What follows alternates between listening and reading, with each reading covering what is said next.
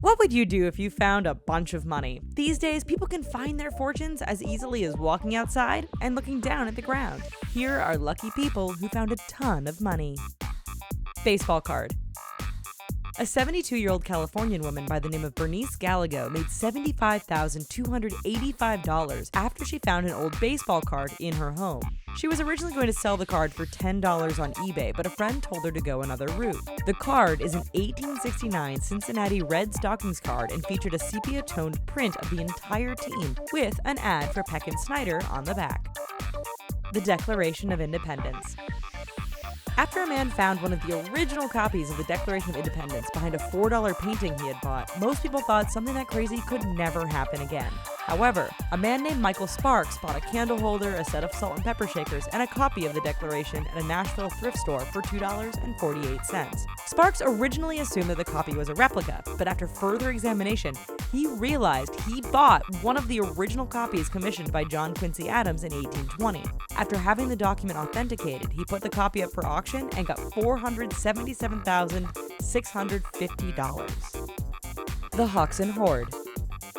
In 1992, a farmer in Suffolk, England, lost his hammer. So he asked his neighbor Eric Laws if he could borrow his metal detector. As the farmer was searching, instead of finding a hammer, he found something else: 24 bronze coins, 565 gold coins, 14,191 silver coins, hundreds of gold and silver spoons, jewelry, and statues, and all of which date back to the Roman Empire. The find was declared the property of Britain, but the government was required to pay the market value of the find. So, Laws and the farmer split the earnings of £1.75 million.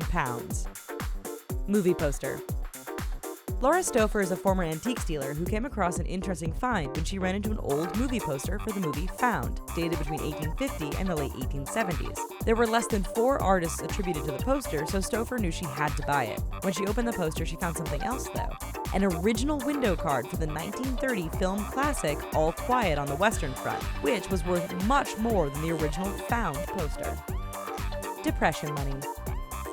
In 2006, a contractor by the name of Bob Kitts from Cleveland, Ohio, was working on a bathroom in an 83-year-old home when he found 2 green metal lock boxes in the wall.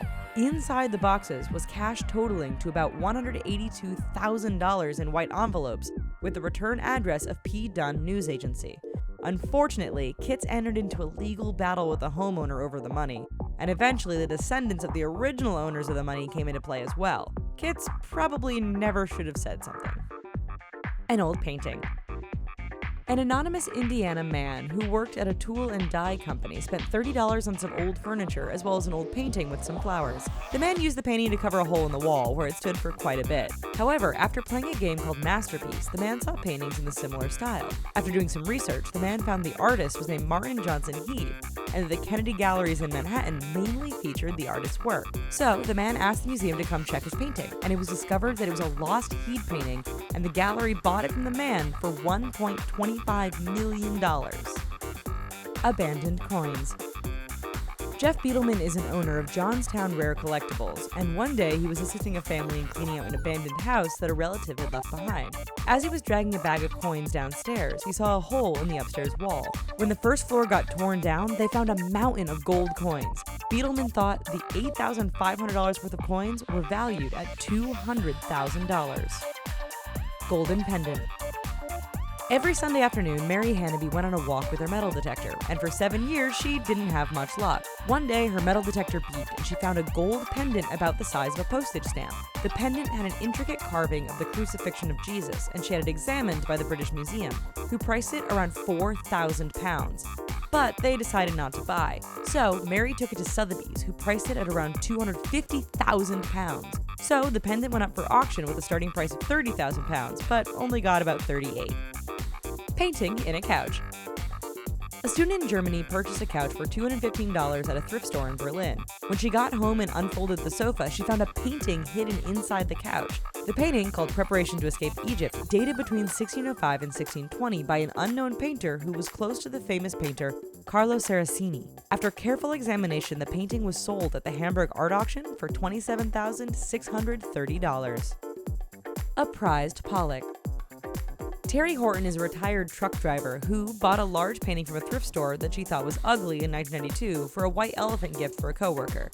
The coworker ended up not liking the painting at all, so Terry took it back. When she tried to sell it at a garage sale, a teacher told Terry that the painting looked like it was made by Jackson Pollock, to which Terry replied, "Who the F is Jackson Pollock?" Ever since then, Terry has been trying to get her painting verified as a legitimate Pollock, but has been struggling to find anyone to confirm it ever since. Her struggle against the art world was the subject of a documentary called Who the Blank is Jackson Pollock. If the painting gets verified, she will become a millionaire. Thanks for watching this video, folks. Here's a couple of the videos we think you might be into, and be careful out there, you never know what mysteriously expensive thing you'll find. Also, please don't forget to click like and subscribe. You know we love you.